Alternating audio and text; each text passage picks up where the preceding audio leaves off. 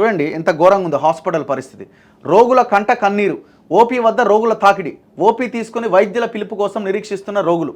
సరోజిని కంటి ఆసుపత్రిలో దయనీయ పరిస్థితులట. భారీగా వైద్య నిపుణుల బదిలీ, ఆ స్థానంలో చేరని కొత్తవారు. శస్త్రచికిత్సల్లో తీవ్ర జాప్యం, సాధారణ సేవలపైన ప్రభావం. మరి ఎందుకు ఈ ట్రాన్స్ఫర్స్ ఇట్లా చేసిరు? ఓన్లీ వైద్య శాఖలో ఈ సిచ్యువేషన్ ఎందుకున్నది? ఎడ్యుకేషన్ డిపార్ట్మెంట్లో కూడా కొంత కనిపిస్తూ ఉన్నది. సరోజినీదేవి కంటి ఆసుపత్రిలో రెటీనా, స్క్వింట్, శుక్లాల ఆపరేషన్స్లో నిపుణులైన ప్రొఫెసర్లు 4 ఉన్నారట. వారందరూ బదిలీపైన పోయిరట. ఆయా స్థానాల్లో ఒక్కరు కూడా చేరలేదట. 4 అసోసియేట్ ప్రొఫెసర్లకు స్థానచలనం కలగగా బదులుగా ఒక్కరిని కూడా కేటాయించలేదట. 18 అసిస్టెంట్ ప్రొఫెసర్స్లో 11 మంది బదిలీ అయితే ఆ స్థానంలో ఒక్కరు లేరట. అంటే 4 సర్జన్ల దగ్గర, ప్రొఫెసర్ల దగ్గర ఒక్క ప్రొఫెసర్ లేడు, 4 పోయారు. 4 అసోసియేట్ల దగ్గర ఒక్కరు లేరు.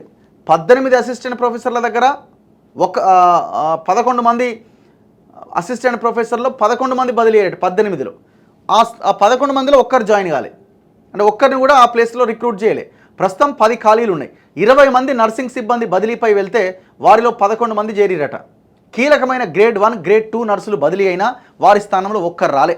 ఉన్న 5 ల్యాబ్ టెక్నీషియన్స్లో 3 బదిలీపై వెళ్ళిరు, ప్రస్తుతం 2 ఉన్నారట. అసలు హాస్పిటల్ ఉన్నదా? ఇక తలుపులు వేయడం బెటర్ ఇక దానికి. ప్రొఫెసర్ లేరు, అసోసియేట్ ప్రొఫెసర్ లేడు, అసిస్టెంట్ ప్రొఫెసర్ లేడు, ల్యాబ్ టెక్నీషియన్ లేడు, నర్సులు లేరు.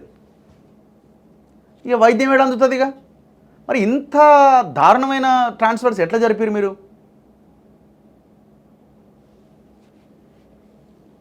ఇగో పాపం వీళ్ళు చూడండి, మాది వరంగల్లోని మండీ బజార్.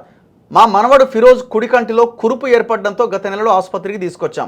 శస్త్రచికిత్స చేయాల్సి ఉంటుందని 2 రోజుల తర్వాత రావాలని వైద్యులు చెప్పిరట. అప్పటి నుంచి 3-4 రోజులకోసారి వస్తూనే ఉన్నాం. అదిగో ఇదిగో అనడం తప్ప చికిత్స చేయట్లేదు.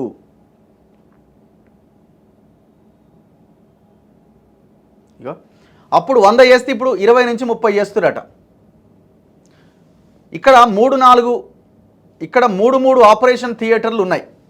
బదిలీలకు ముందు ఇక్కడ రోజుకి దాదాపు 100 వరకు శుక్లాల శస్త్రచికిత్సలు జరిగేవి.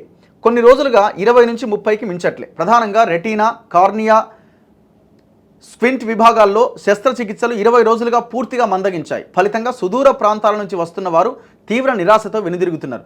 ఆదిలాబాద్, నిజామాబాద్, ఖమ్మం లాంటి సుదూర ప్రాంతాల నుంచి వస్తున్న వారు ఉసూరుమంటున్నారట. ఇంత ఘోరం ఏంటండి అసలు?